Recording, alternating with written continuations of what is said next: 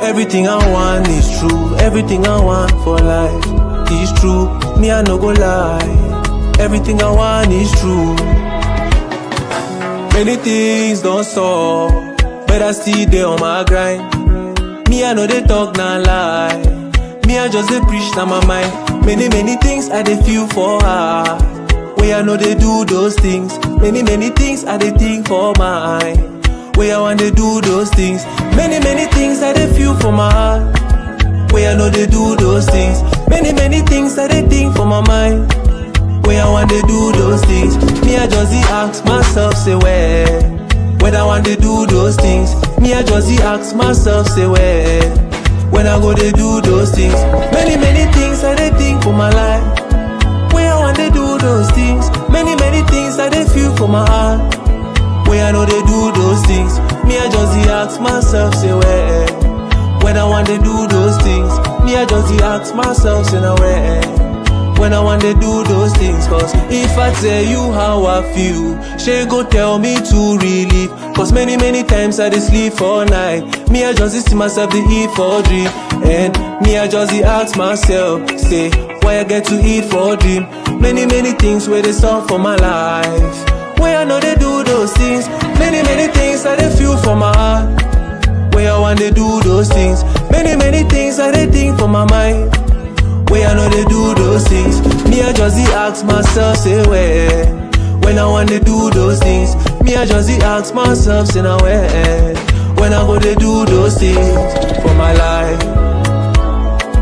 Now I go to do those things for my life. Now I go to do those things for my life. Peace now. Now I go to do those things for my life. Now I go to do those things. Many things I they think for my mind. Where I want to do those things. Many things I they feel for my heart. Where I know they do those things. Me, I just ask myself, say now where when I want to do those things. Me, I just ask myself, say where when I go to do those things. My life is now. When I go to do those things for my life. Now I want to do those things for my life. Is now. Now I want to do those things for my life. Life is now. I want to do those things for my life.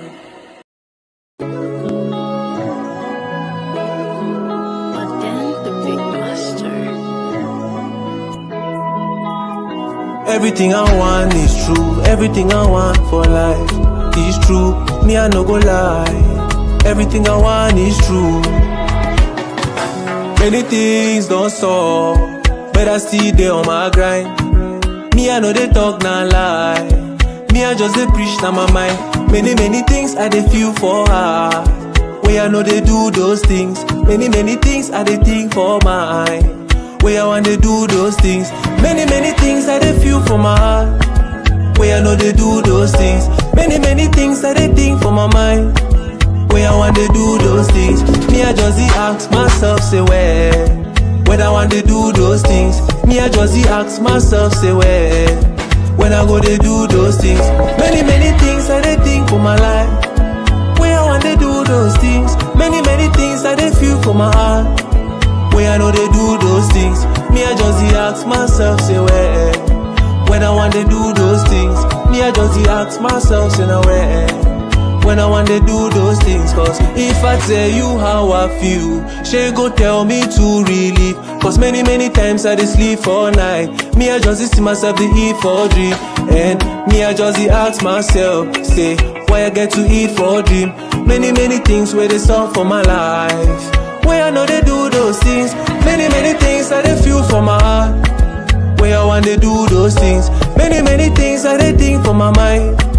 Where I know they do those things. Me, I just ask myself, say where when I want to do those things. Me, I just ask myself, say now where when I go to do those things for my life. Now I go to do those things for my life. Now I go to do those things for my life. Peace now. Now I go to do those things for my life. Now I go to do those things. Many things I they think for my mind. Where I want to do those things. Many things I dey feel for my heart. Where I know they do those things. Me I just dey ask myself in a way. When I want to do those things. Me I just dey ask myself say where. When I go to do those things. My life is now. When I go to do those things. Oh my life. Now I want to do those things. For my life is now. Now I want to do those things. For my life. Life is now. I want to do those things for my life.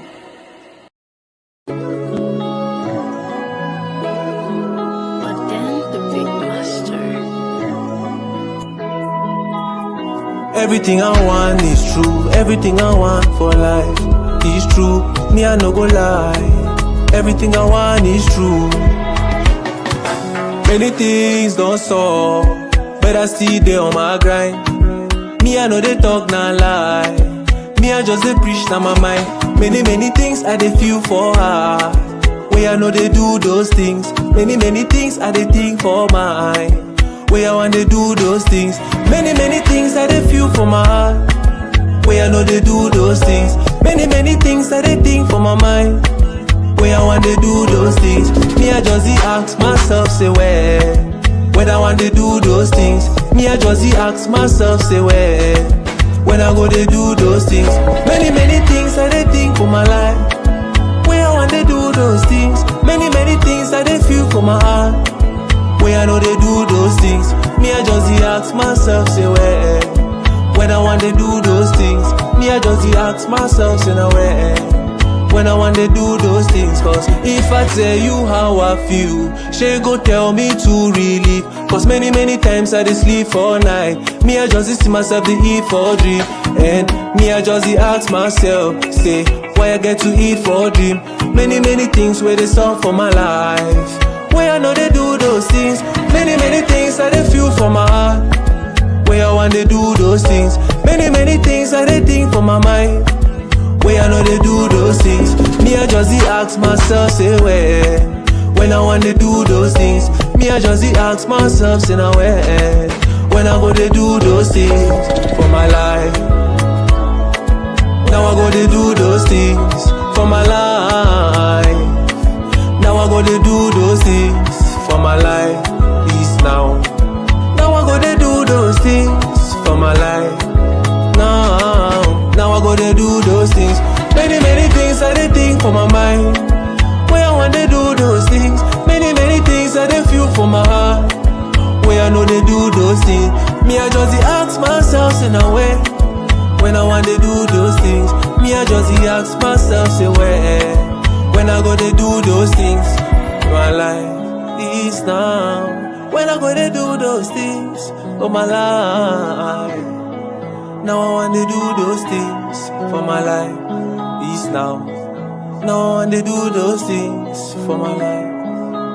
Life is now. I want to do those things for my life.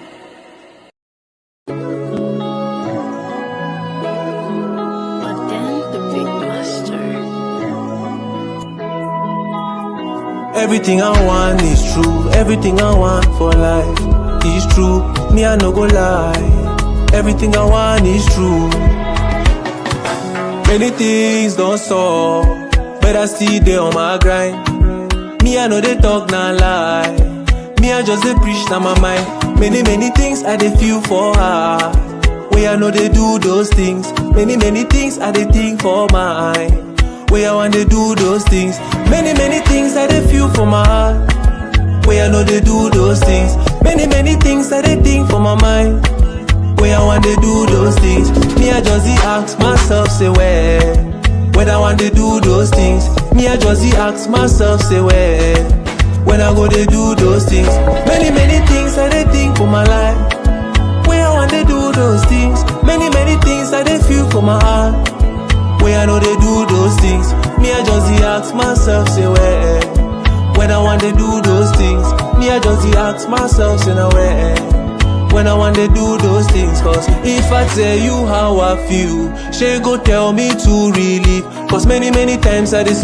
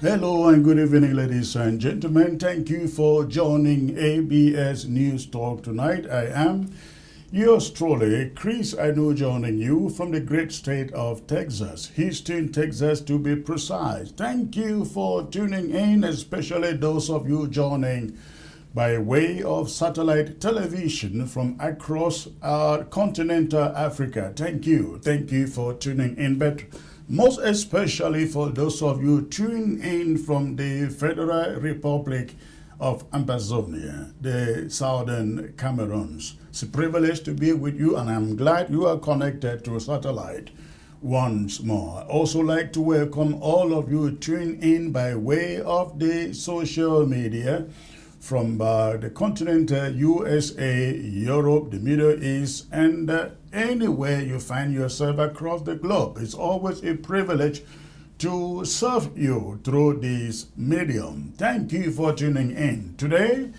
I will take you again to Venezuela. Venezuela, where the former dictator now faces trial in the USA. What lesson can we learn, or do other dictators across the globe, most especially in Africa, learn? What do they learn from it? I am hoping that my monologue tonight drives home a message that is a warning to every dictator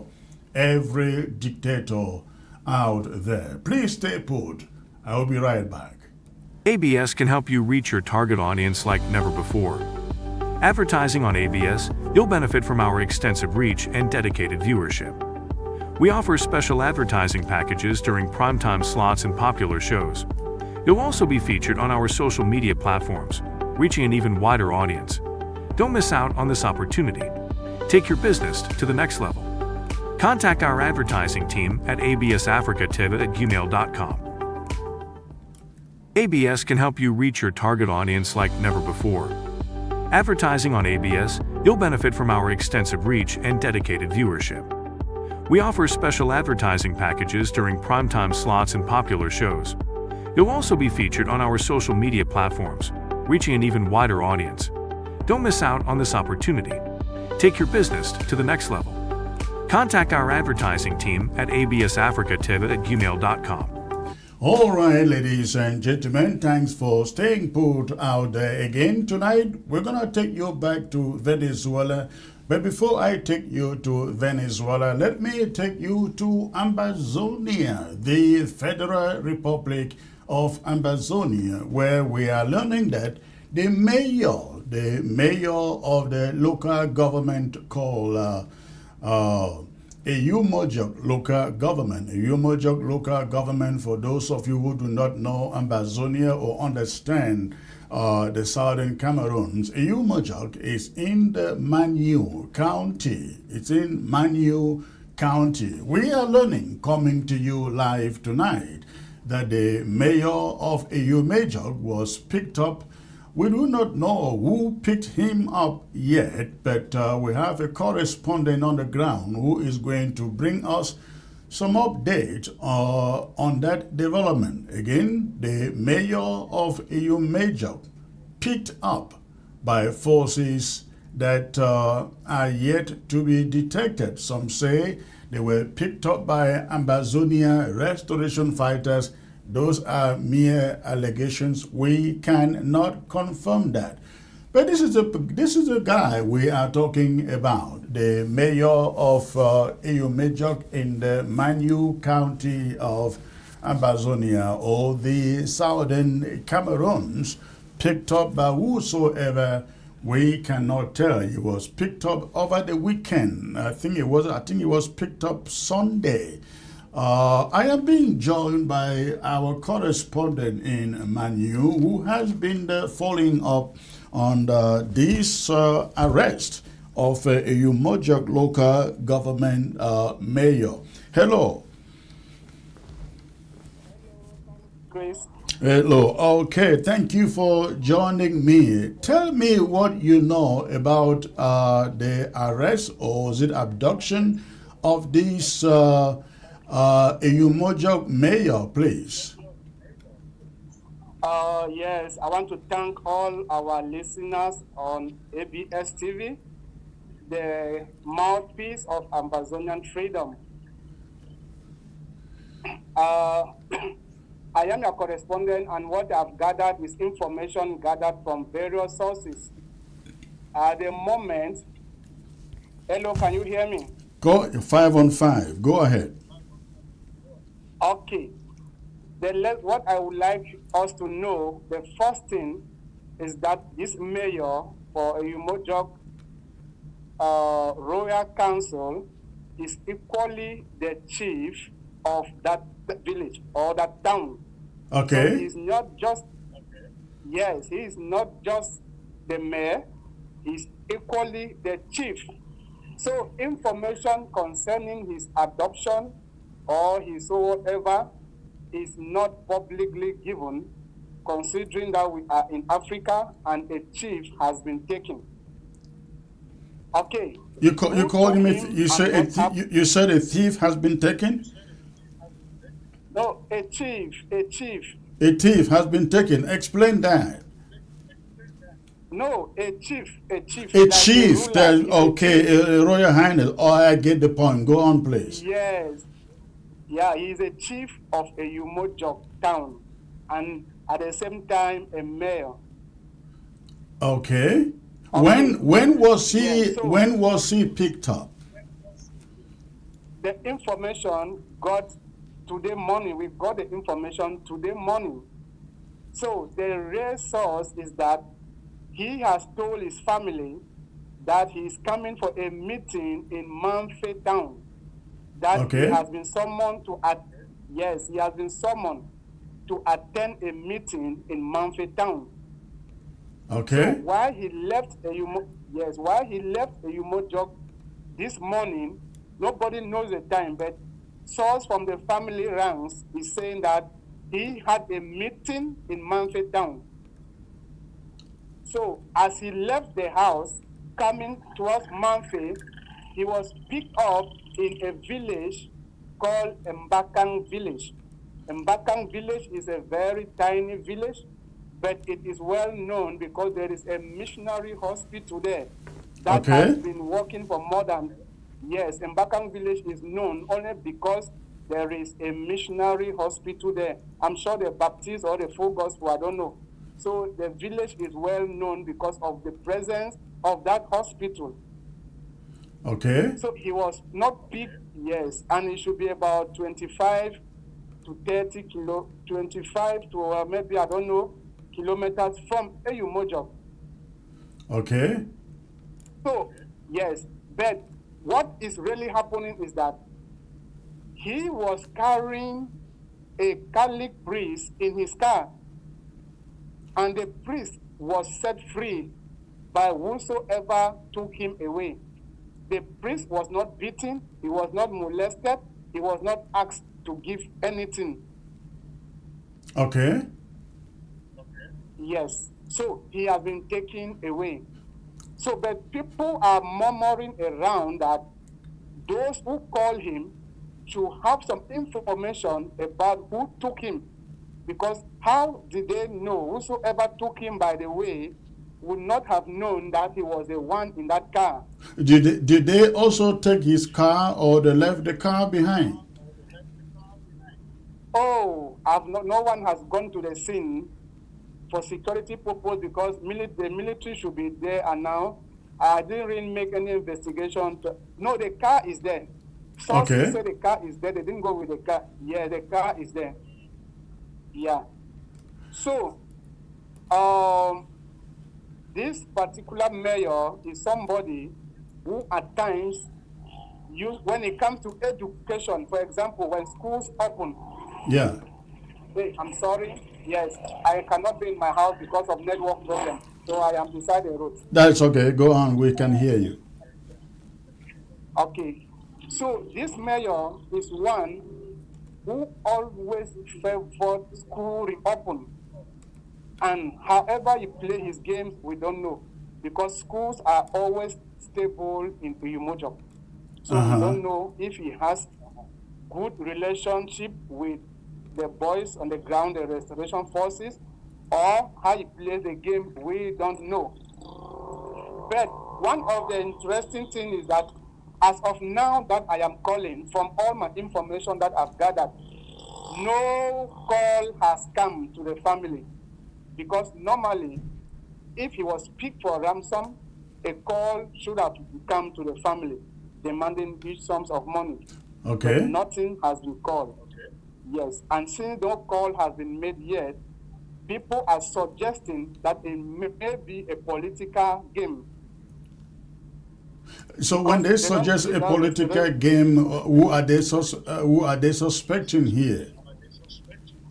Yes, they are not suspecting anybody, but the fact that the mayor left for a meeting in Manfi and was picked, it shows that somebody was monitoring his car or his vehicle.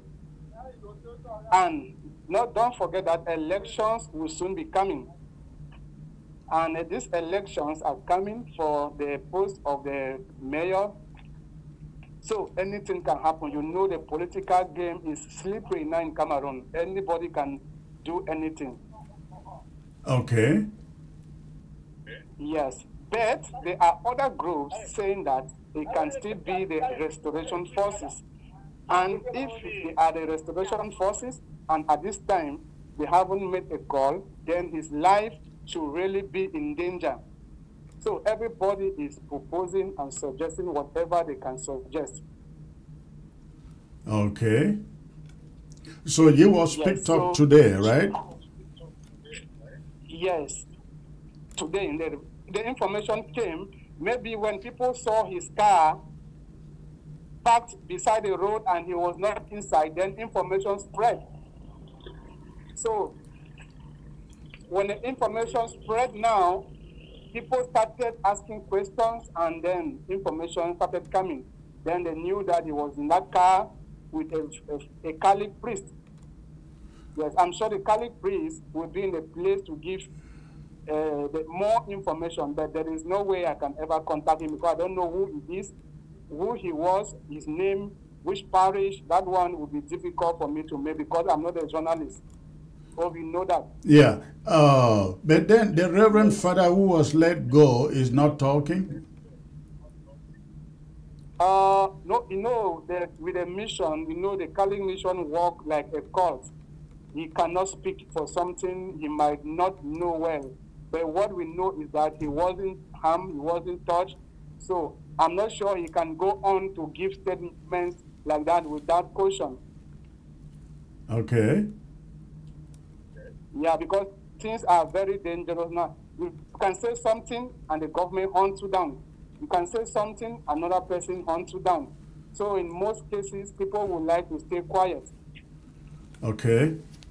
All right. Listen, stay on the story, follow it up, and let us know, especially if the Reverend Father who was let go put out a statement, or if anybody is demanding anything for his release.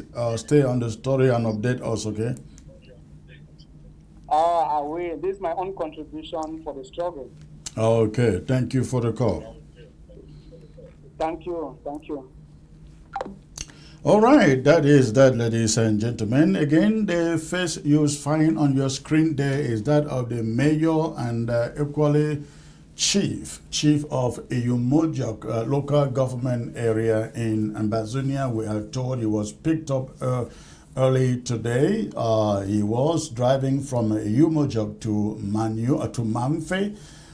He was in the company of a Reverend Father. The Reverend Father was let go. Only the mayor or the chief was taken away, and his car, the car he was driving, found along the road. And that was how the news spread around town that he was picked up or abducted. And we hope that we will find out the rest of the story in the course of the week. And when we do find out the rest of the story over the week, we will bring you update to the story. We're going to leave that there. At this moment, I will take a brief break out, and when I come back, I will take you to the main subject of the day. the main subject of the day, the arrest and capture of Venezuela's Nicolas Maduro. What does that mean? I hear all this rancor all over the place. There are celebrations in some places. Yes, there are condemnations also in some quarters. I think my take will be very, very interesting, and I'd like you to stay put as I come right back. ABS can help you reach your target audience like never before. Advertising on ABS, you'll benefit from our extensive reach and dedicated viewership. We offer special advertising packages during primetime slots and popular shows. You'll also be featured on our social media platforms, reaching an even wider audience. Don't miss out on this opportunity. Take your business to the next level.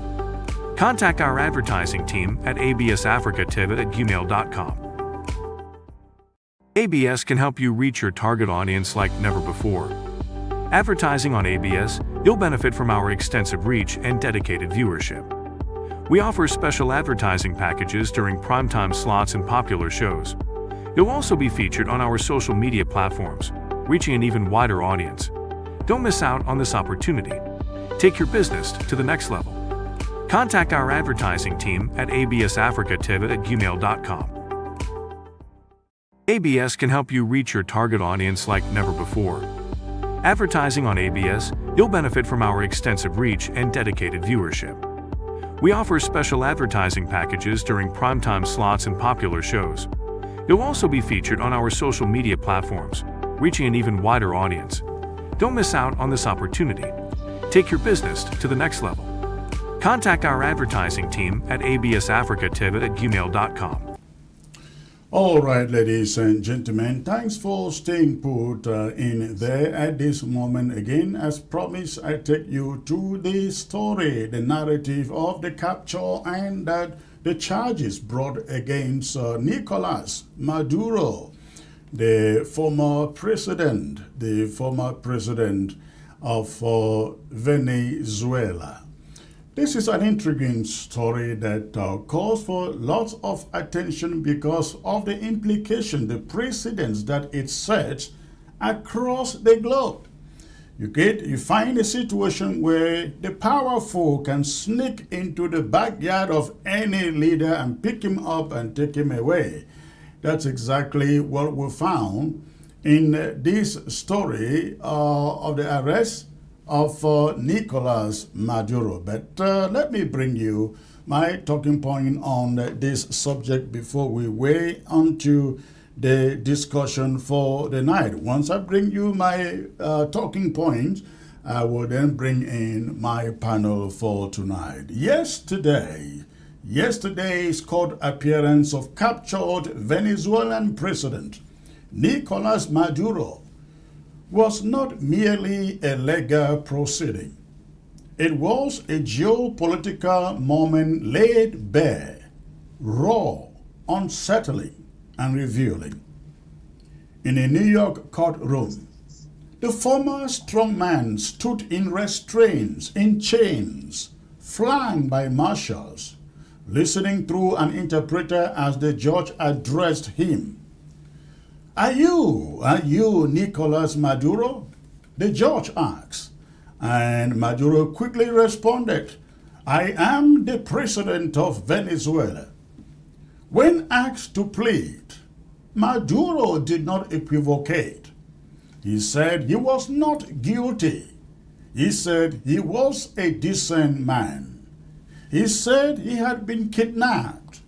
His wife, Celia Flores, seated nearby, mirrored the defiance with a rigid composure that suggested not remorse, but grievance.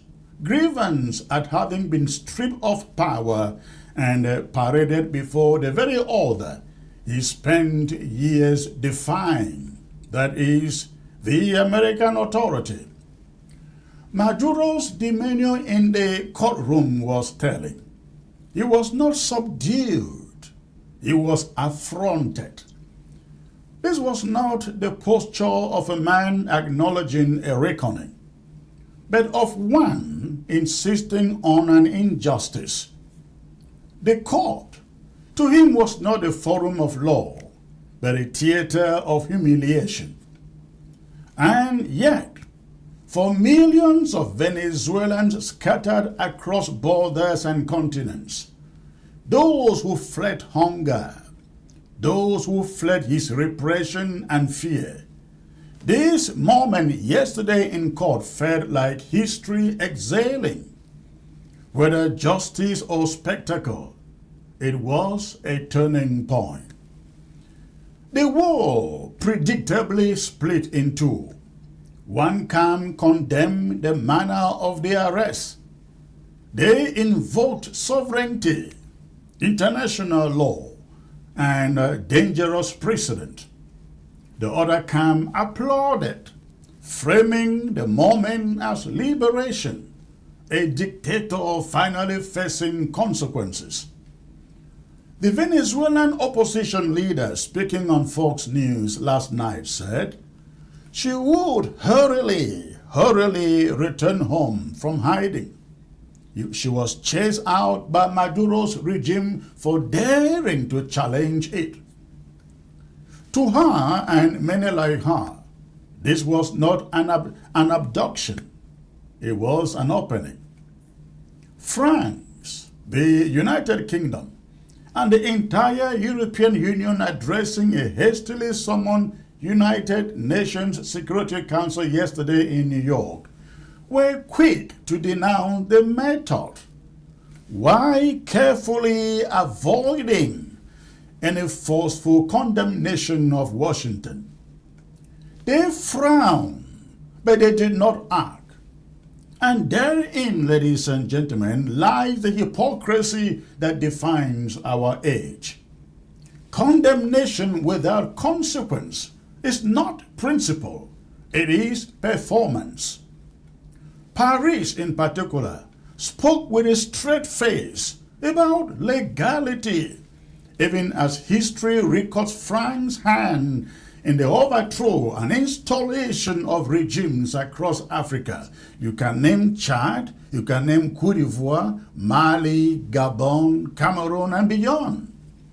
When it suits the French interests, sovereignty becomes flexible. When it doesn't, it becomes sacred. The African Union, ladies and gentlemen, followed suit with a statement criticizing the United States. One almost laughed if the irony were not so tragic.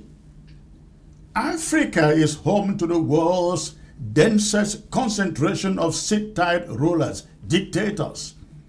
Talk about Uganda, Tanzania, Cameroon, Chad, Gabon, Congo, Equatorial Guinea, Ivory Coast, and you can name the rest. Leaders who have ruled for decades, crushed dissent, manipulated constitutions, and presided over poverty with impunity.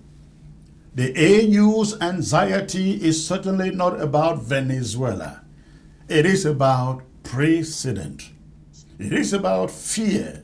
Fear that one day, the same measures might be applied closer to home or closer to them. That fear, not fidelity to law, explains their outrage.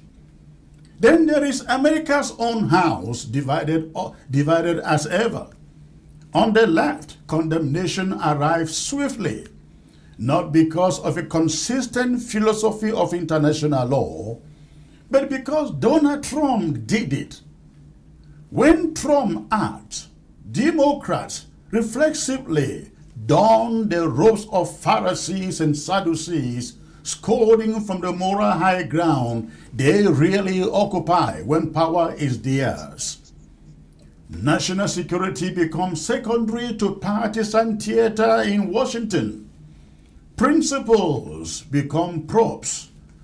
This is where memory matters, ladies and gentlemen. We should note this, that the hunt for Maduro did not begin yesterday under Trump. It did not begin with Trump. It began under Barack Obama and continued under Joe Biden. Indictments were filed against Maduro. Bounties were offered for him. The rhetoric hardened. The message was unmistakable.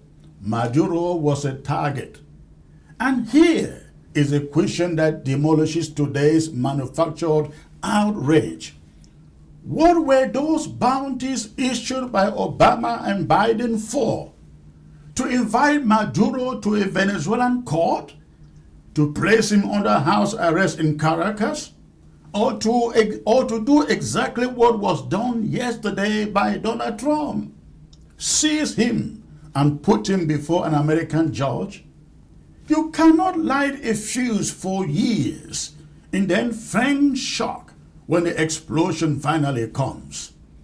If Donald Trump finished what others started, what Barack and Biden started, then the correct response, if one had principles, would be to acknowledge continuity, not cry wolf.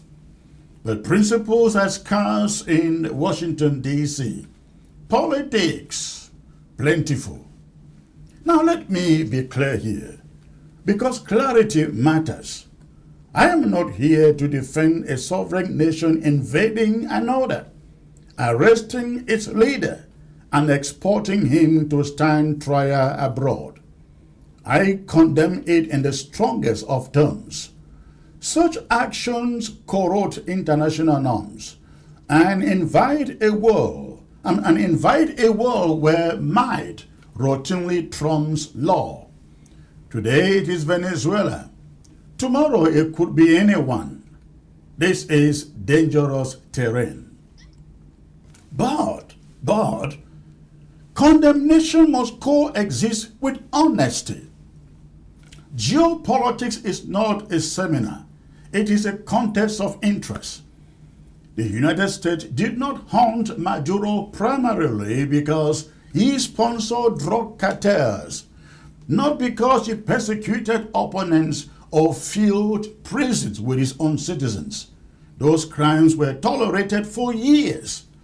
What changed was the map. Russia, China, and Iran entrenched themselves in Venezuela, the backyard of America. They did so militarily, economically, and strategically. And suddenly Caracas was no longer just a humanitarian disaster, it was a geopolitical problem. What do you do when your enemy suddenly takes cover in your own backyard? Fold your hands and hope that he leaves? That is a risk, a real danger. What happened yesterday was a reenactment of an old doctrine, dusted off and enforced with modern force, the Monroe Doctrine. The idea that external powers have no business establishing strategic footholds in the Western Hemisphere. You can debate its morality, and you should, but you cannot deny its persistence. When Washington perceived Moscow and Beijing encroaching, it acted. They acted. Not out of virtue, of course, out of interest. And this is the truth many prefer to avoid. International law is often the language used after power has already spoken. It is invoked by the weak to restrain the strong, and by the strong to justify themselves after the fact. It rarely prevents action. It explains it.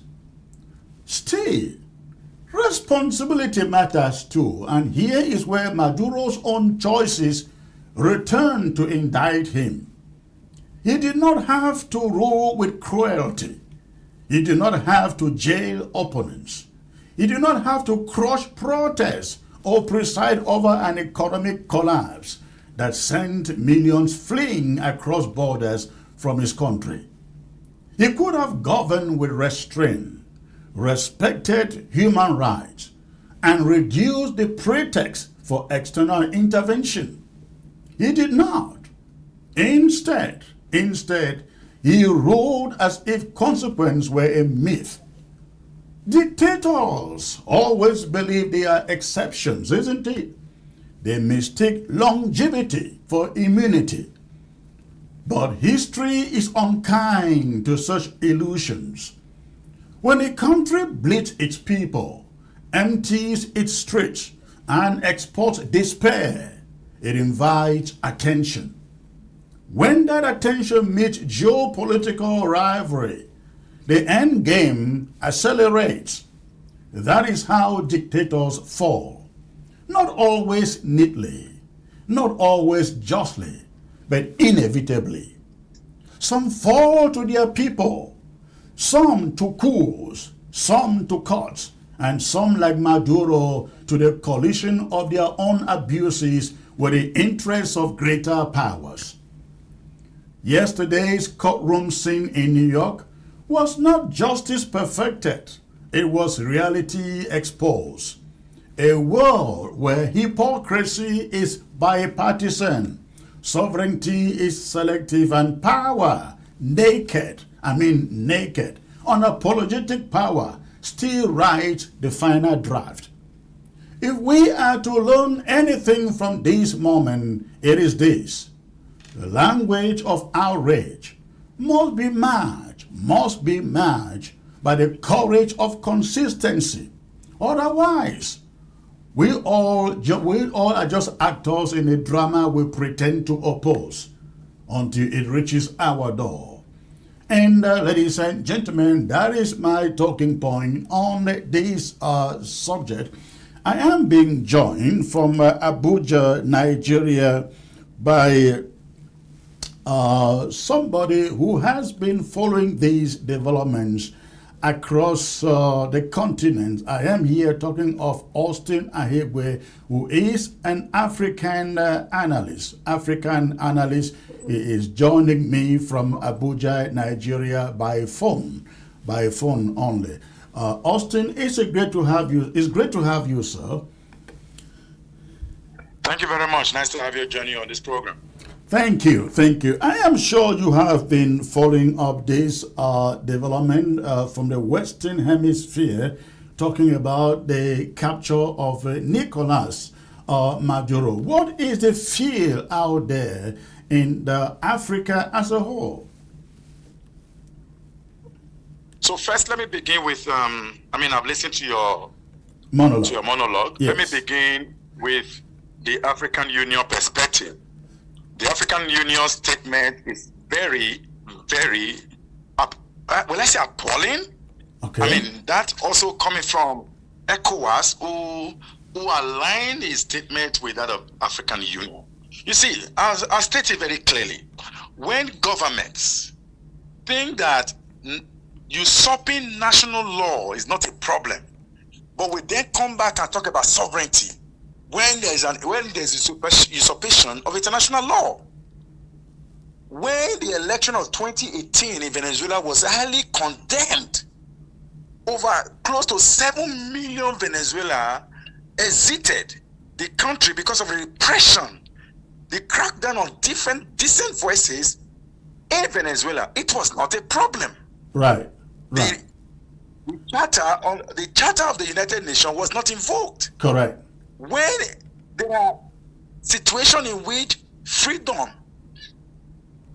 of expression, freedom of assembly, freedom of speech was a challenge in Venezuela, it was not a problem. Suddenly, when America thought that this individual was a criminal and America needed to move in swiftly and arrest, in quote, or whatever, capture, whatever name anybody want to use, then it becomes a challenge at the international level. Whereas at home, Venezuelans are getting excited that one individual who had been a challenge to the nation, one, against about 7 million who are on either side. How do you do a comparison? The European Union, the African Union, the Security Council at this time need to rethink their charter. When one individual, in the name of becoming president of a nation with all manner, including state capture, the use of military architecture against their people, suddenly begin to rule affair of a country. For instance, let's come home a bit in Africa. Cameroon, Uganda. Let's take it with Uganda. Uganda is having an election in a few days. Someone educating citizens say but I think her name is Sarah. I can't remember her last name.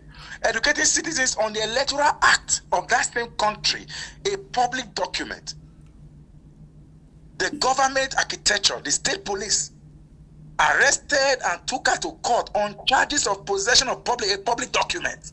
Right. Or let's go to Cameroon. In Cameroon, where you have someone who literally is not available in a country, ruling the affair of a country, usurping the power of the people in the country, not having to rule the people, and is never always around. And then there's an international intervention, and they will begin to talk about sovereignty. No. Sovereignty begins with the people.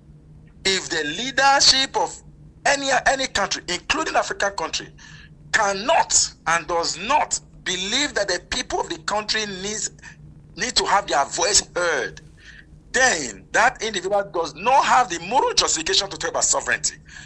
As far as I'm concerned, in the case of Maduro, it is not the first time it's happening. It happened in 1989 in Panama. The U.S. invaded or went into Panama, took out the president. He was prosecuted. He had a 40-year jail term. It has happened recently. Let me come back recently. We're talking about the invasion of the seven states. The same Russia now are criticizing the U.S. invaded Ukraine. Putin invaded Ukraine, scattered the entire country, and that is not sovereignty. So when China eventually invade Taiwan, would that not be sovereignty? Would that not be a sovereignty issue? Say the truth is this. This is international politics. Yeah. Politics is about interest. Not about friendship, not about enemy. It's about interest. The U.S. intervention in Venezuela is all about interest. And it has nothing to do with sovereignty. Absolutely, Case, absolutely. We are very pretty much aware of that. It has nothing to do with drug trafficking. It has nothing to do with human rights, even in his own country. But I think that he acted as an accomplice, as a facilitator in having them pick him up, because if this guy was some simple, benevolent leader, I don't think it would have gotten this far, isn't it? Exactly. The truth is that when the peace award was given recently to a Venezuelan who was advocating for democracy and the strengthening of democracy in country Venezuela, people came out in support of the woman and said there's need for democratic tenets in Venezuela. And eventually, all that happened was clear. She won the award. So today, like you said in your monologue, she may likely be going back home among many other Venezuelans. So what is happening is clear. Trump leveraged on the bad behavior of Nicolas Maduro, the bad behavior from the perspective of internally, and the bad behavior of the geopolitics. Yeah. China's interest in Venezuela, Russia's interest in Venezuela, the so-called security support from Cuba was a cause for concern for America. And America acted in like manner because Trump said, make America great again. Anything that will make America great again, he will do it. You can see that Trump is no longer talking about taxes. He has dropped his taxation policy. It's not working for him. It's not working. The way he thought about it is not working. So the best time is to go for those assets that reduce America's interest. So one of those assets is in Venezuela and lies in the very purview of Nicolas Maduro. Yeah, to be fair to Trump, he is not talking about taxes because that law was already passed. The taxes were passed and they are going into effect beginning this January. So it is something accomplished. But of course, the rest of your statement is correct. When you have two people in your backyard, two people in this case being, actually three, Colombia is one of them, and then you have Cuba, then there was Venezuela, wooing the Russians, wooing the Chinese, two staunch enemies to the backyard of America. In fact, not too long ago, I think it was sometime 2023, 2024, Russia got a submarine all the way in Cuba, in the seas in Cuba, facing America. And how do you tell me America will sit still and watch Russia drive its submarine into its backyard? And you heard Trump say, well, we think Cuba is the next. This is about geopolitical interest. Exactly. That was the same thing Putin said about Ukraine, about the NATO's interest in Ukraine. The same thing. And Trump made every effort to address the challenge in Ukraine. Putin bad behavior refused that from happening. So Putin cannot come out today to criticize what has happened in Venezuela. My point is clear. But it's also good in the same token, Trump cannot go to criticize Putin for what he is doing in the Ukraine, isn't it? That's what I'm saying. No, but he did that before. He tried to make peace deal. He Right. did that for more than 6 months. Exactly. So when Putin was no longer responding to those peace architecture, he needed another route to get to him. So Venezuela was an opportunity to get to him. It's clear. This is, like I said, it's international politics. You cannot get to me on the table softly. You get to me on the table hardly. And Trump is it's not just an ordinary leader. This is Trump 2.0. Understanding the dynamics, the politics, the interest around the Joe level. You know, at first he talked about Mexico. Yeah. And the trumping of the wars between Mexico and the U.S., recognizing that Mexico has a strong bad influence on the American people. When he came, Right. you saw the first move. Right. We changed the Gulf of Mexico to the Gulf of America. We need to own that Gulf. We are in charge to control and bring Mexico to submission. After doing that, here you are with Venezuela. Bad behavior. Even though you can say that America, Donald Trump, also had bad behavior. I mean, we cannot exempt him. But in any case, if you look at the general conversation on the online space, like your monologue rightly said, there are two issues. There are those in support and there are those against. And my question to all of those in support against Donald Trump capturing of Maduro is that where were you? In 2018 election, the European Union and the United States criticized the election. Exactly. That election did not meet any form of standard. Right. And they did nothing. 2018, They it did was not nothing. Donald Trump. It was not Donald Trump that was in power. And you said it quietly. The Democrat behavior already had issues with Venezuela. So the time that Trump, and let me also state it. You see, I pity for Maduro, who relied on China for protection, for economic protection, who relied on Russia for military support, Yeah. who relied on Cuba for intelligence support. I pity for Maduro. The thing is, and he went on the public to boast. He went flagging the phone, the Huawei that was given to him by the Chinese, that it cannot be tracked anywhere, that is secure. And he went further to say that the Americans should come for him, Donald Trump should come for him, that should come and take him. Yeah. He's here in Caracas, come and pick me. So the Americans just took the opportunity of an invitation and they went in and picked him. Oh, yeah. So it was an invitation. Oh, It yeah. was an invitation. He clearly said publicly, come and get me. Come and get me. I'm in Caracas. Come and get me. And the Right. Americans went and got him.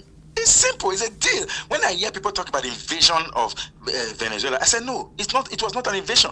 What was an invasion was the Putin's invasion of Ukraine, the United States invasion of Libya, and all of those other Correct. invasions, whether in Iran, all of that. Those were invasions. Correct. This is going to pick someone who requested to be picked. And he went in. And I also said to people, I said, when the US launched the military attack in Sokoto State in Nigeria, will you call that invasion? No, it was not an invasion. It was a clear military action. And it solved a fundamental problem that Nigerians were facing. If the US come to your country and solve a major problem that the people are excited about, again, we have to look at the excitement of the people. If the people are excited, then so be it. So be it. And in this case, the excitement of Venezuelans went very high. In fact, like 100% confident level. And when people say that America went in because of the oil and all of those things, and I say, if the America went in for the oil, they will not just take Maduro, they will have to wait and take the oil. But look at the vice president today making some statements. Will you not say that the vice president was not part of the invasion? If the American wanted it, they would have invaded the vice president and take her out. Right. No one would have survived it. Or otherwise, they would have used the strategy of the Russians. The Russians in West Africa today is using military to capture states. Right. Support to Burkina Faso, support to Mali, support to Niger. That's America. That's Russia's strategy. If America would have also done the strategy by invading Venezuela with military action and then make it look like a military coup supported by the US, and that's it. But Americans didn't do that. They only applied the invitation. Maduro said, "Come for me, I'm in Caracas." And American went there and took him out. For me, invitation, respected. What do you think leaders in Africa like Museveni, like this guy in Cote d'Ivoire, like Paul Biya in Cameroon, Equatorial Guinea, Gabon, Congo. What do you think those guys there would be thinking at this moment? So the thing is this: I think that there are different layers of bad behaviors. Maduro just went in and then went too far in terms of asking the United States to come in. So for Cote d'Ivoire, for instance, is running what is often called the second term of the new constitution, but the fourth term in its regime. So it's a fourth term. It will end this term at the end of this, when the election cycle of this particular term is over, it will have to step down. If he changes the constitution again, that will be a different ball game. For Uganda, Museveni doesn't look like who is leaving very soon. However, he has told Bobby Wine to relax, that he will, after 2026, he will not contest again. A message sent appropriately that I'm going to rig this election. Just hold on. I know you are a popular young man. Hold on, let me rule again, then I will now hand over to you. He has told him clearly. In Equatorial Guinea, there's no information from there. I mean, Equatorial Guinea is more like almost like the longest serving now. With our brothers in Cameroon, Paul Biya, who may not even know whether he's president of a country. Right. I haven't said all of this. African leaders, this is the time, and I think that the African Union need to write to the leaders that when invasion of this happen, when you have bad behaviors at home, you can't be talking about bad behavior at home, and when you look at international bad behavior, you criticize one. No. Right. As of this time, there's no peace in Uganda. There are many who have fled Museveni's action. Look at what's happening in Cameroon. The presidential candidate who allegedly won the election of last November has run out of the country. Many people have run. One even died, was killed by the state actors. State actor killed him because he was supporting the opposition.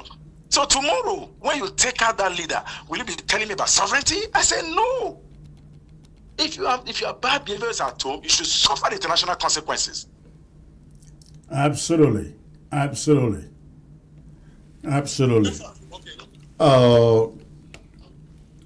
Talking about the West, I have written a book which is about coming out to be published, titled "The Hypocrisy of the West." It will be out probably in the next 1 or 2 weeks.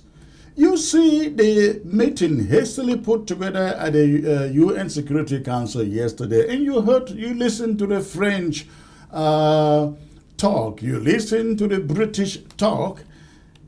They do not condemn Washington. In fact, they went back narrating the abuses of Maduro, but fell short of saying what Washington has done is absolutely out of place. You cannot go into a country and pick out its leader because, in my opinion, the French, the British cannot indict the U.S. because that's exactly the same thing they do, especially the French in Africa, isn't it? That's exactly that's a fact and the only fact. The truth of the matter is simple. What you know, I like the topic, the title, the hypocrisy. And it's there. You see, you know why the United States did not take the matter of Venezuela to the Security Council? For decision to be made at the Security Council level, it has to be consensus. And that's the same problem with ECOWAS and, of course, the African Union. They don't go by majority of vote. It has to be consensus. Everyone must agree.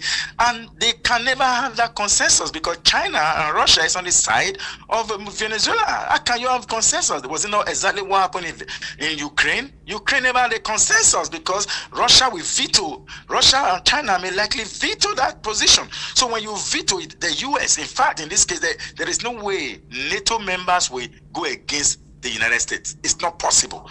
Right. The two NATO members on that thing cannot go against the United States, but they can go. They may not support the United States technically, but they can never vote against the United States.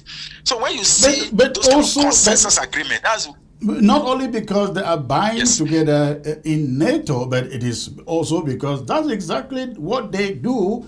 You know, there is what we call this sphere of influence. The French have their sphere of influence in Africa, and the British, they do in the Caribbean and also in Africa.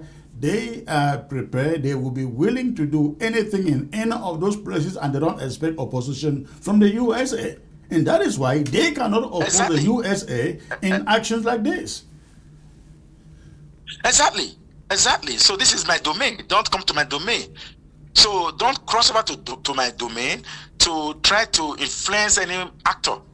So, I mean, you are very right. But again, if the United Kingdom, even if, let's say, the US invaded Nigeria, and the United Kingdom is not happy about it, they can only complain. Nigeria is supposed to be their sphere of influence. What can the United Kingdom do to help Nigeria resolve the insecurity contest in the country? They've brought personnel, they've brought materials, but we still have a dozen of problem. But the US, November threat, by December 25th, midnight, an action are taking place, creating some very high level maximum damage to the camp of the terrorists. I mean, so why will I respect the United Kingdom for this? I would rather respect the United States for the threat that led to certain agreement with the Nigerian authority. And in this case, it was not an issue of sovereignty, even though, of course, the Nigerian government said they were aware of that attack, whether it's attack or military action, whatever name you want to call it. Yeah, the military attack in Sokoto. Right. In Sokoto State, the Nigerian government said they were aware of it, but many people said the Nigerian government was not aware. But whether you like it or not, it doesn't really matter. The Nigerians are happy that it had happened the same way the Venezuelans are happy. You see the massive crowd on the street in Caracas. Yeah. That is a signal. I mean, sometimes we need to look at the trade-off between sovereignty, national interest, and international politics. In this case, Maduro did not do well at home. He has lost it from among the citizens. The people who should be resisting Americans are the ones tanking Americans. Right. Listen, Austin, thank you very much for finding time to join the show. I look forward to talking to you soon. Thank you very much. All right, thank you. Ladies and gentlemen, I am being joined from London by the one and only Barrister Alex Lissinger.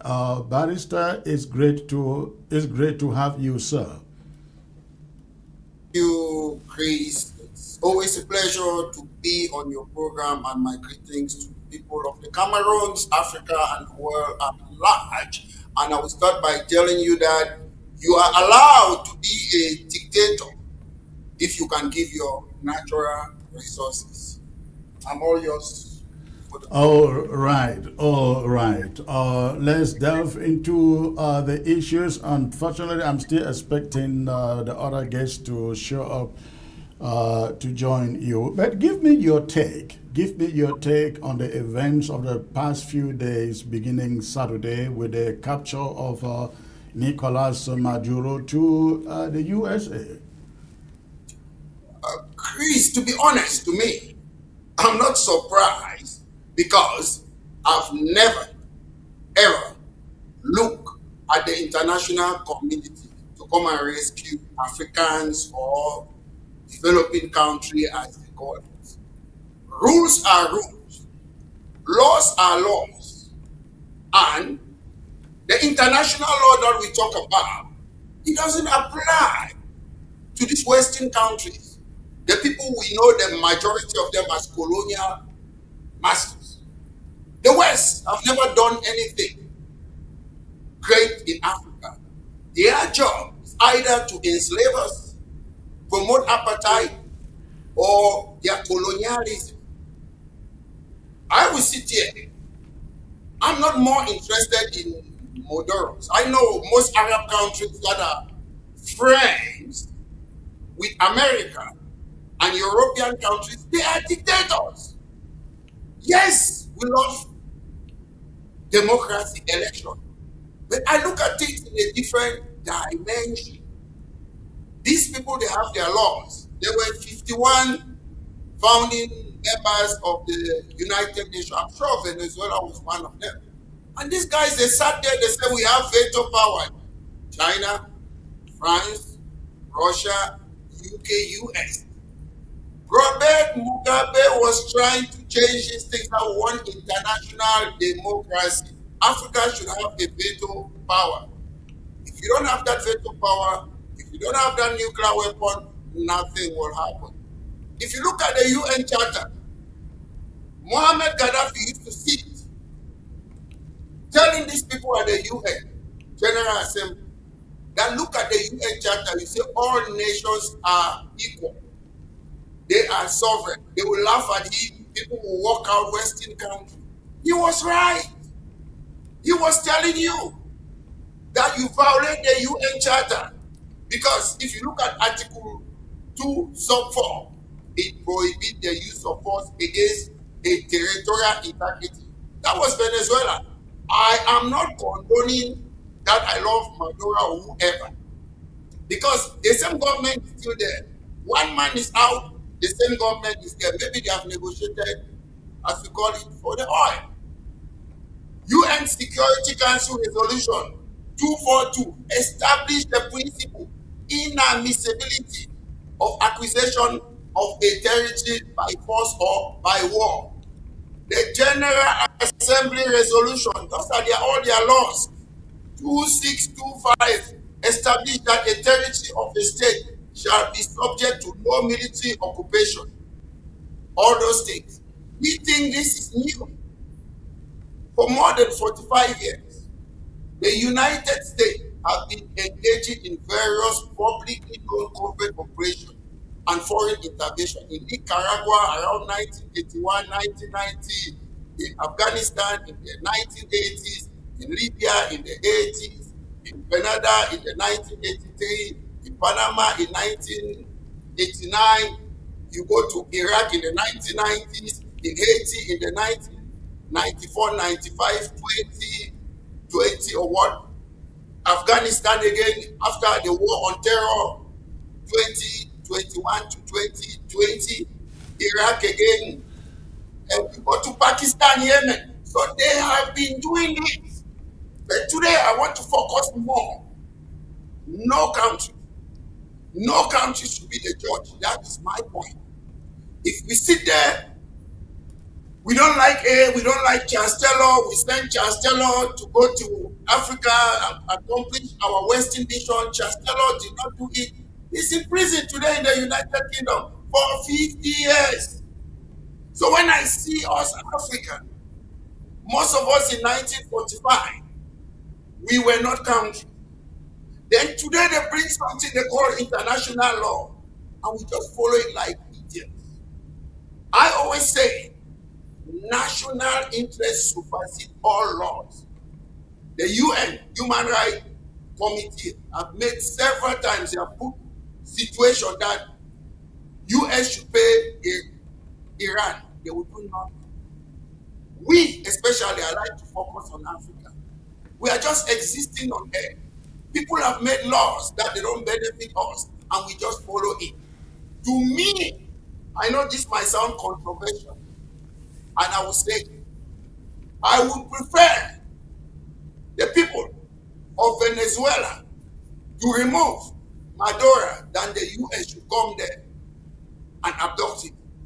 I would prefer the people of the Cameroons to remove President Paul Biya than to allow America to come and remove him. And I think people like Mr. Biya and Paul Museveni, they are so comfortable in their country. Do you know why they are comfortable? Because they are giving all their resources. Take. I heard your last caller talking about maybe they have promised Bobby Wine, wait, and this might happen. That's a conjecture. I dwell on facts, not on conjecture. Because Museveni is preparing his son that he has parachuted as a military general to be the next president of Uganda. So I don't see Bobby Wine being president in Uganda. Insofar as you dance to their tune, I was happy with you cover a lot of topic on your monologue, and you talk about most of these things are geopolitics. It's not about human rights abuses, because there was a cabinet minister in the United Kingdom.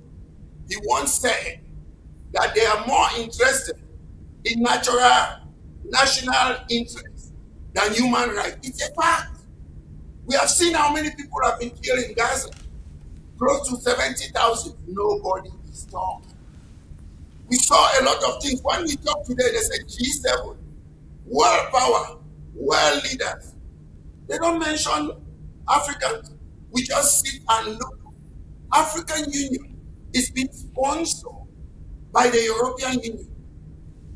He who pays the piper calls the tune. So when I look at all these things, until the day we as Africans will stand to know that independence can only come when you do the French Revolution, when you do the American War of Independence, when you do the glorious revolution of 1688 in England. There have never been any independence that you will see somebody, he will come and hand you, oh, you're independent now, remove the French flag, give you the La Republic flag. That is not independent. It was negotiation to put puppet there. As Africans, we are not exist. And I will sit on your platform. I will condemn the adoption of Modoro. He's not the only one. Go to Arab countries, friends of America, friends of European. They abuse people every day, but they don't talk about it. I'm against all abuse of human rights in any country, but we should not be cherry picking. If you put Modoros and most African leaders, or Benjamin Netanyahu, who will you pick? Let's pick between two bad people. I will go for Maduro's. And sometimes I'm not here to support what Maduro was doing. If you kill your own people, you attack your own people, it's bad. And then we should know one thing. I put this word in quotes. I support Trump in quotes because I know Trump is the only president that exposed the West. Obama will come, sweet talk. Bill Clinton will come, nice, handsome man. Biden will come play the game. All of them, they have been doing the same game. You mention it. It was Barack Obama who started this. Trump came and put a bounty, 15 million. Biden came, increased it to 25 million. Trump, second term, increased it to 50 million. So it is an American game. It's not wrong. It's not that Trump is so wrong. He says it's at this. The other president, they use diplomacy, politics. So I'm happy that Trump is exposing the West. They are all the same. They are all the same. I don't want to say Trump is exposed. I wouldn't say Trump is exposing the West. I would say they are all the same, because Trump is saying to Putin, please, you cannot turn and invade a country in your backyard. The European leaders are saying the same thing and giving money and material to Ukraine to fight Russia. And now Trump and America, they are turning and picking up a leader in their backyard, doing exactly the same thing that Putin. is doing in Ukraine. You're 100% right. You put it better. They are all the same, and I agree on that because people will think, oh, it's Trump who is doing this. It's just that Trump is more of a talkative, and he thinks that running a country is a game. You know his past life. So at the end of the day, you look what he said about Greenland. Greenland is semi-autonomous under Denmark, the Kingdom of Denmark. They have their own parliament. Trump says, I want that part. I want that country. Why? The reasons are what? National security, missile defense, critical minerals like lithium, coltan, nickel, and a route for shipping. That's his reason why he wants it. Next, Trump will look again. One day, maybe I want England. You cannot operate in a world like that. It's very dangerous. That's my point. Why we condemn people who abuse human rights? I would prefer. I don't know how it will happen. How we should change, whether it's Nigeria or the Cameroons or Uganda. I will never allow the colonies, people who promoted apartheid, people who enslave us to come and do it for me. Because okay, in that light, let me ask you: Will you prefer Paul Biya dies in power, or you would prefer Trump to do to him what he did to Maduro? It's an answer that I wouldn't give you a yes or no, but this is my answer. This is my answer. Most people have already allowed. Have you forgotten the saying that the enemy of your enemy is your friend? But the West is more of my enemy than Africa. Yeah, like I'll tell you. I think Paul Biya is more my enemy than the West. Paul Biya in particular. I will tell you, most of us are here because of the West. The West, they are the one keeping Biya, giving him military to beat you. Paul Biya haven't got power. So the West is keeping Paul Biya there. So the West should be more your enemy than Biya. Because Biya is just an African that he doesn't manufacture guns. These people, they give him guns. I will still answer your question. Biya have been there for 43 years. Most people have allowed him for 43 years. I am not God. Biya is 90 years old. We know the life expectancy. So if you have waited for 43 years, you know the answer you can wait for. I won't give a number, but you know, you're lucky to live up to 70 years. So you know, if you have waited for 43 years, what's difficult to wait for a few more years? And it's not about Biya to me. It's about a system. Because we have seen that father to son in Togo, we have seen that in Congo, we have seen that in most French African countries. To me, it's not about Biya. A 92-year-old man is not doing anything in Cameroon. It is the system. If Biya is not there today, I'm not surprised that the same thing that have happened in other African countries will happen in Cameroon. So my problem is not really about Biya. It's how can we bring that system down? And at the end of the day, when you put people like, you see Maduro, he is there. He cannot govern his country because he's there under fear. Your last caller talked about, okay, maybe he handled himself. But I understand 32 Cubans who were protecting Maduro were killed. Right. So if Maduro wanted to handle himself to the Americans, why were 32 Cubans killed? The problem is, if you don't have nukes, anybody can come and pick you like a rat. I have one man who is spending his life here in London. I feel sorry for him in UK. It's Charles Taylor. When they give you a mission, you don't go and do it. They come and pick you like a hawk. The people who stay in Africa for that long are people who are dancing to the tune of the West. If you don't dance, you see, isn't President Traore? He's at risk. The day they want to go and pick him, they will pick him. That's the truth. But we say that, oh, he's doing good. That's why. I have a suggestion on your platform. I want to see more African countries coming together like a confederation. It will be difficult to penetrate them as a confederation rather than being a country on their own. I would like to see more people joining the Sahel as a confederation because it will be difficult to kick them all out. It's a difficult situation. I'm disappointed with the British Prime Minister. He came, he was saying it's a difficult situation. It's a lame duck.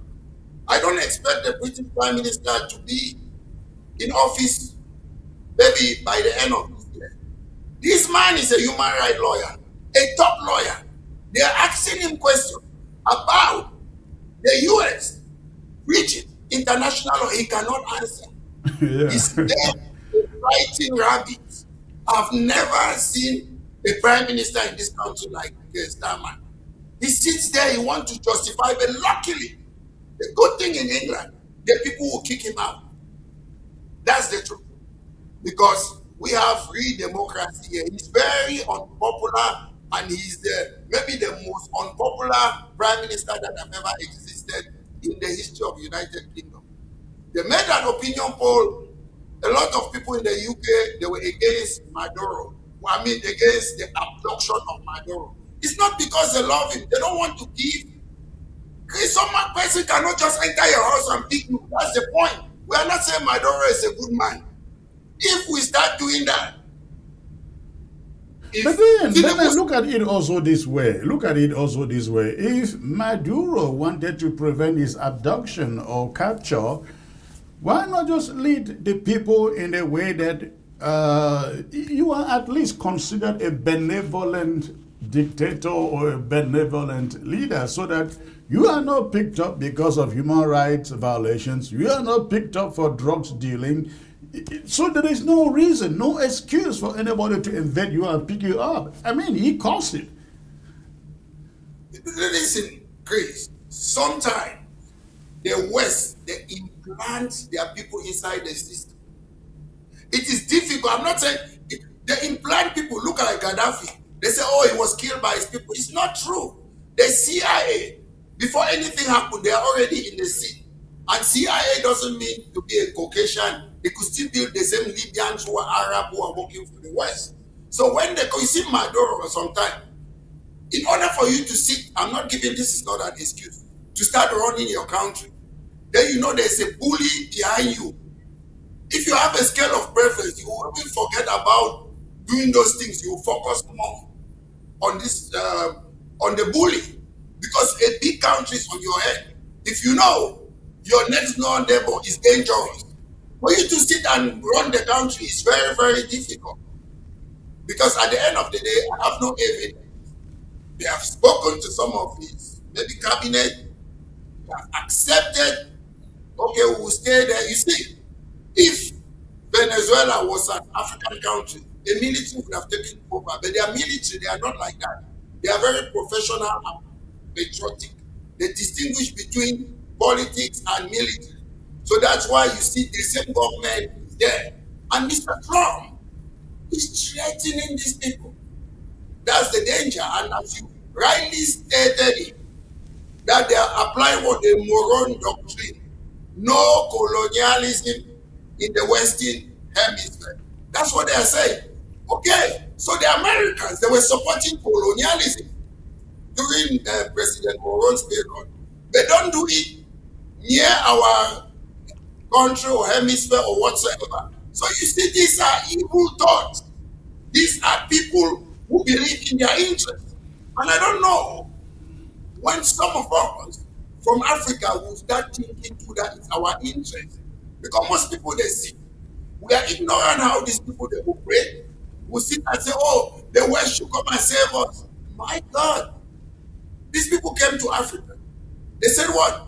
People who cannot govern themselves. When we have kingdoms, chiefs, people running us, they put on something. UN, this section 76 of the people who cannot govern themselves. These people, they were good. Angel, they came there, they love us that much, they want to govern us, and they have caused us chaos. Because I would have preferred Africa to be one country like China or India. They divided us, and everybody is happy to be president today. Cameroon will not really cooperate economically with Nigeria or Kenya or other things. Instead, we are cooperating with Europeans, the people who enslave us, the people who promoted apartheid. To me, when I look at them, they say they are civilized. Yes, they are When you're talking civilized. about, I know this idea of African unity, Africa as one country. I mean, take a look at the map. Take a look at the map. If small countries, Cameroon is barely 30 millions. If small countries like Cameroon, like countries with 10 million population, 15 million population, they can barely rule themselves because of tribal divisions. How do you even imagine or think that Africa, considering the land size and the population, can rule, can unite to a one country? It is very simple, Chris. Very, very simple. Because people don't want to do it. It's a big continent. What needs to happen in Africa? How do you unite? Allow Igbos to be Igbo in Africa. Allow Yorubas to be Yoruba in Africa. Allow all the nations tribe to be nation there. Then we set the criteria. You have to start maybe over 100 years.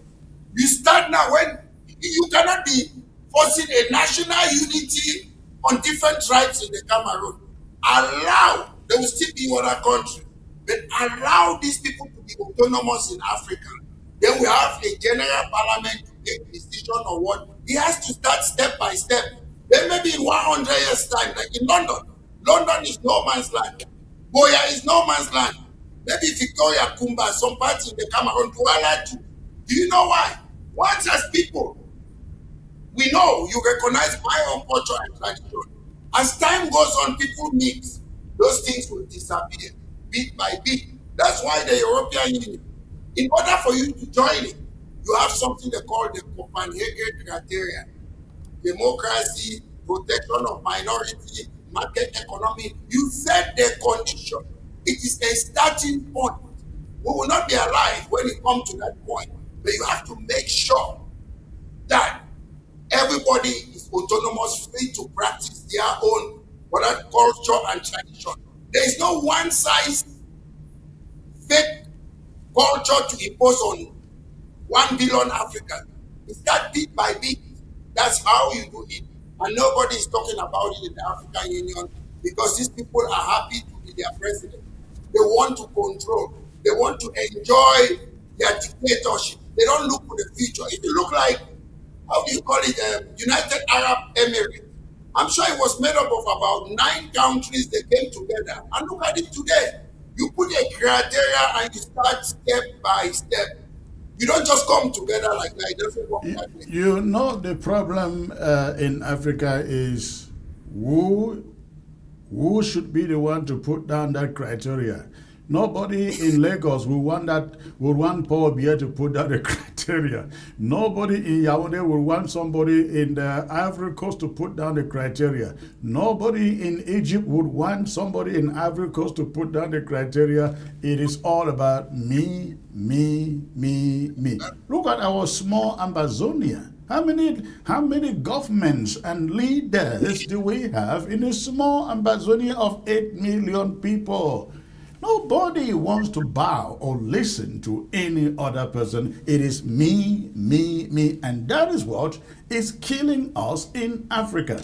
But let us look at Maduro. Let's get back to him. He appears in court yesterday, and the judge says, trying to identify him, "You are Nicolas Maduro, are you?"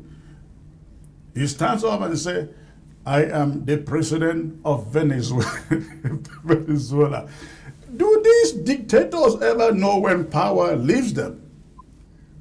We have heard that Saddam Hussein said the same thing. I'm the president of Iraq.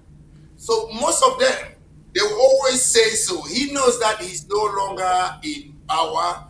And again, maybe I heard his lawyers, they are saying they are going to challenge. They are going to challenge the way that he was abducted or whatsoever. But however, I presume what the Americans have decided is fait and complete, is for their interest. If you look, on Monday, the shares of most American oil companies went up. Chevron, Exxon, because of what they are doing for that oil, and they cannot leave it. So unfortunately, I cannot give you details. Maduro knows about what was going. His boss the previous president, Chavez was more powerful and more experienced and a military person, they still caught him. So at the end of the day, he was not a wise man because, as you say, there's a time you have to say enough is enough. You leave that power and go and stay with your family because they just want to get it. Because if you see the former president of Honduras, President John Orlando Hernandez, he was given 45 years imprisonment for the same charges. But it was Donald Trump who said that gave him full pardon because it was a setup, the court. How is the Biden set him up? You went through the court. So these people, when you just see they are just playing their jigsaw, it's a game. You're bringing one in, you're letting one out. This is what this is what I'm thinking. Once Trump is gone and a Democrat leader takes over the White House, Maduro will be given a pardon too, right? It's possible.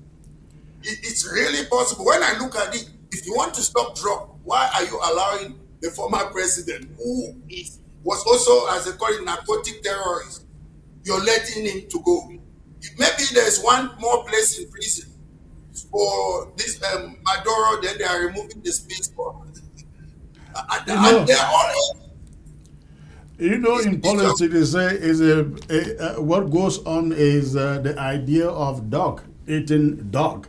And I guess that is what we're seeing. But as a lawyer, I know you're not practicing American law here, but as a lawyer, do you see Maduro having a fair trial in the USA?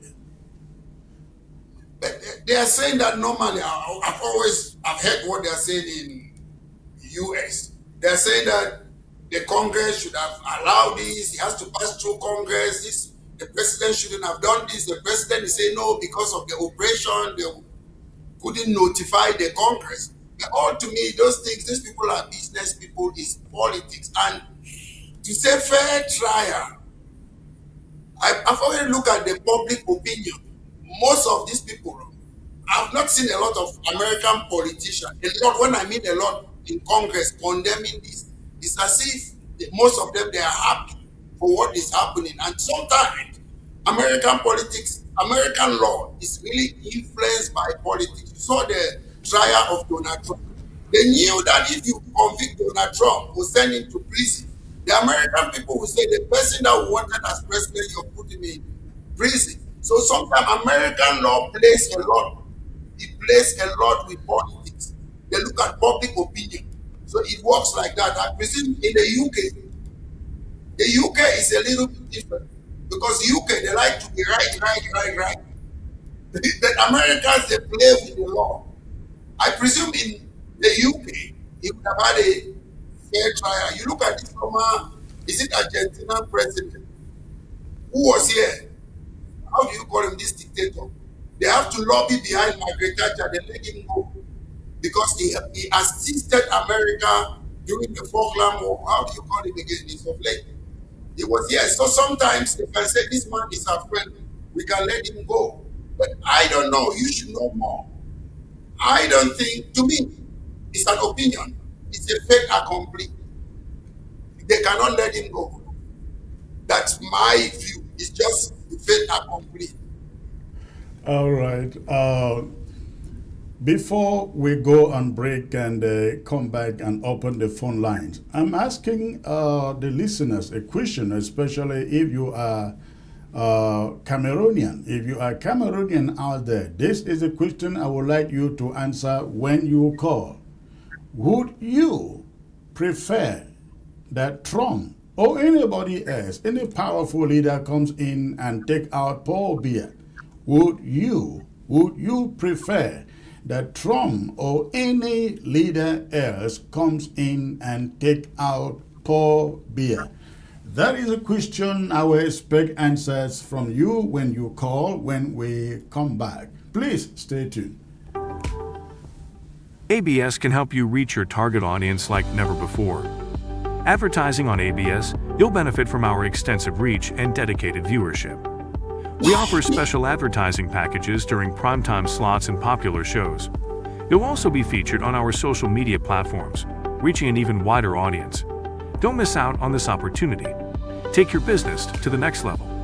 Contact our advertising team at absafricativ@gmail.com. ABS can help you reach your target audience like never before.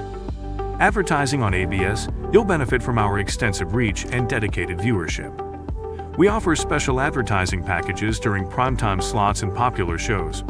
You'll also be featured on our social media platforms, reaching an even wider audience. Don't miss out on this opportunity. Take your business to the next level. Contact our advertising team at absafricativ@gmail.com. ABS can help you reach your target audience like never before. Advertising on ABS, you'll benefit from our extensive reach and dedicated viewership. We offer special advertising packages during primetime slots and popular shows. You'll also be featured on our social media platforms, reaching an even wider audience. Don't miss out on this opportunity. Take your business to the next level. Contact our advertising team at absafricativ@gmail.com. All right. Thanks for staying tuned, ladies and gentlemen. The question is there on your screen. After watching what the U.S. did in Venezuela, taking out Maduro, we have a similar case in La République du Cameroon for a president who has entrenched himself in power for 43 years. And he is aged 93. He is aged 93, has ruled for 43 years has ruled for 43 years. Would you support the kind of intervention that Trump carried out in Venezuela, in Cameroon? That is the question I would like you to answer when you call the show tonight. Please, let's get the phone number on the screen. For people to call. Remember, when you call, make sure that the volume of your television set is turned down. Make sure the volume of your television set is turned down when you call, so that I am not listening to your television set, but I'm listening to you when you call. So the question again is, would you support America to take out Paul Biya, who is 93 years old and has been in power for 43 years, over 4 decades. That means Paul Biya has been there ever from Ronald Reagan, from George Bush Sr. to Bill Clinton, to George Bush Jr., to Barack Obama, to Trump first coming, to Biden, to Trump second coming. 8 presidents. You go to London, you start from Margaret Thatcher to John Major to Tony Blair, David Cameron. Count all of them. Mr. Biya has sat in Yaoundé, and all these leaders have come and gone. He is still there. And it is not like the people love him, like they call him our dear leader, like they do with, like they did with Saddam Hussein and Muammar Gaddafi. But he stays there through fear. They put fear in the people. They rule with guns, and you raise your mouth, you are sent to jail. So that is the question. Would you prefer that the USA or any other power, even if it is a neighboring power, would you support their intervention in Cameroon to take out Paul Biya as Maduro was taken out in Venezuela? That is the question, and the phone line is there on your screen, and it is open. I look forward to hearing your response. In the meantime, let me get back to my guest, Barrister Alex Lisenge, joining me from London. Alex, sir, you look at the statistics, the data, and the data doesn't lie. In the USA alone, they said 8 million Venezuelans moved into the USA between 2014 under this guy Maduro up to now. There are other millions of others who moved southward into Colombia, Honduras, and all those places, escaping from the strong hand of this guy, Maduro. Again, it supports the fact that he caused his own abduction or his own capture. I think the responsibility should all go to him. Listen, to answer Mr. Maduro's question, I want you, we come from Cameroon. I heard before this program, Eric Ginger was saying, I'm not sure if I should go to the Cameroons. So we too, a lot of people are not free. We have been on forced exile, whether you like it or not, most people from the Cameroon. So these are not strange trends. There are a lot of Gaza, millions of people, Iraq, I have friends from there. So these things have been happening. My point is, we should not be cherry picking. Okay, I don't want Saddam Hussein. There is weapon of mass destruction there. You go for Saddam Hussein. Okay, I don't like Gaddafi. We tried to remove him under Ronald Reagan. It did not work. We brought our enemy closer towards Gaddafi. Arab Spring, we went there, we finished it, despite the fact that he gave us money. Those are the things I don't like. If they genuinely want to protect most of us in this world, whether it's from Venezuela, whether it's from Colombia, Cameroon, Mexico, Nigeria, these people should make sure they stop exploiting this country. Then most of us will not be leaving our country to come and claim asylum wherever in the world. They know that they cause those problems so that people should be leaving their country. I remember about 20 years ago, I met a guy from Somalia in London. He said, oh, wonderful. I'm the first Cameroonian that he has ever seen me. Because people were not traveling from the Cameroon. They were not. So these people, they know what is going on. And as you said, you're asking the audience to talk about, will you prefer somebody to remove Mr. Bia? I would add on your question, will you prefer any country to come and remove Mr. Bia and put Ngongo? Would you accept any person to remove Mr. Bia and put Atambet? Would you accept any person to remove Mr. Bia and put Frank Bia or Shanta? That's the question. If you remove an individual, then the same system is in place. It's a waste of time, Chris. Let me read these comments from some of our viewers who are sending this in. Somebody is writing from Ground Zero and he says, Sir, he says, good evening, Secretary Chris. Thanks for the good work you are doing. The United States cannot remove Paul Biya because he served their interests. Well, that is logical. But there is another writer here from London, Mr. Lissinger, please, United Africa wars will never be possible because Africa has thousands of different tribes, dialects, languages. Please, you mentioned China. How many languages has China got? I would like you to comment on that. This is the problem we have. Necessity is the mother of all invention. To live as a people is not about because we speak the same language. I grew up in where? We grew up, we have Basa, this is that way. Okay. The point is not that because you speak the same language, you must be one in one country. That's why in constitutional law, you have something we call a homogeneous society and a heterogeneous society. A homogeneous society, maybe they speak the same language, similar culture, so you have a unitary form of a state. When you come to a heterogeneous society, different language, different, you give them autonomy. So you exist in that space, and everybody is practicing its culture. That is how you start. So we don't need the same language. We cannot say we'll kill all our language. What to run a country? In Britain, there's no any official language. I'm glad that is in London. Google England hasn't got any official language. When you come in any public office, if you say you can speak Lebialem language, they look for an interpreter. That's how they run the offices in England.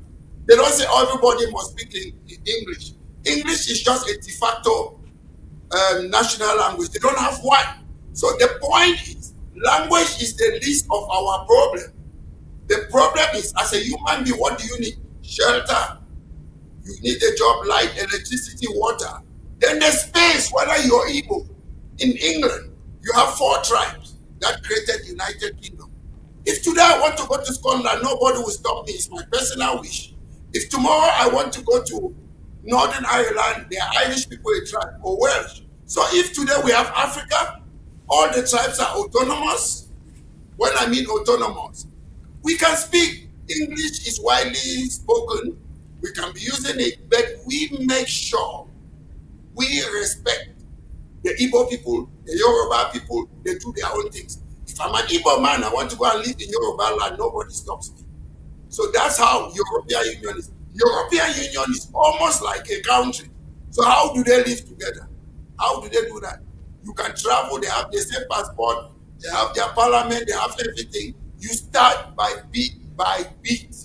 And in future, in 10 years' time, in 50 years' time, all those things will be like, you know, the cities in the Cameroons that Boya, Snowman's Land, Libe, Kumba, and other parts, Bamenda, or what.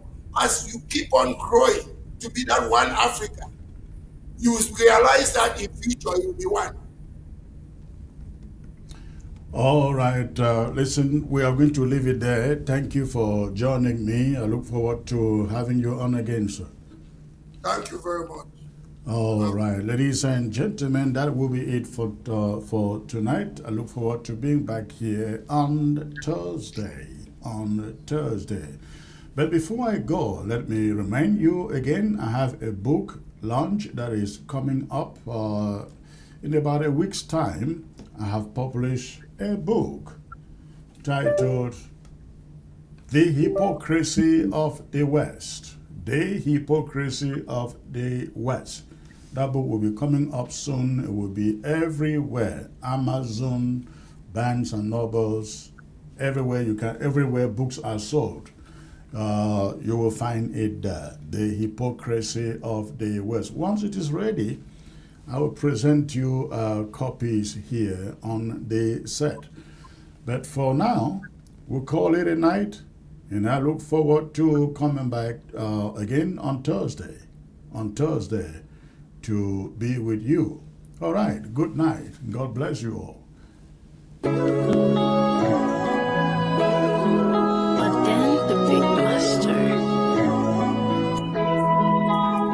Everything I want is true. Everything I want for life is true. Me, I no go lie. Everything I want is true. Many things don't solve, but I still there on my grind. Me, I know they talk not lie. Me, I just they preach na my mind. Many things I they feel for her. Where I know they do those things. Many things I they think for mine. Where I want to do those things. Many things that they feel for my heart. Where I know they do those things. Many things that they think for my mind. Where I want to do those things. Me, I just ask myself, say where. When I want to do those things. Me, I just ask myself, say where. When I go to do those things. Many things that they think for my life. Where I want to do those things. Many things that they feel for my heart. Where I know they do those things. Me, I just ask myself, say where. When I want to do those things. Me, I just ask myself, say now where. When I want to do those things. Cause if I tell you how I feel, she go tell me to relieve. Cause many times I just sleep for night. Me, I just see myself to eat for dream. And me, I just ask myself, say, why I get to eat for dream. Many things where they solve for my life. Where I know they do those things. Many things that they feel for my heart. Where I want to do those things. Many things that they think for my mind. Where I know they do those things. Me, I just ask myself, say where. When I want to do those things. Me, I just ask myself, say now where. When I go to do those things for my life. Now I go to do those things for my life. Now I gotta do those things for my life. Peace now. Now I gotta do those things for my life. Now I gotta do those things. Many things I did think for my mind. Where I want to do those things. Many things I did feel for my heart. Where I know they do those things. Me I just ask myself in a way. When I want to do those things. Me I just ask myself say where. When I go to do those things. My life is now. When I go to do those things for my life. Now I want to do those things for my life. Is now. Now I want to do those things for my life. Life is now. I do those things.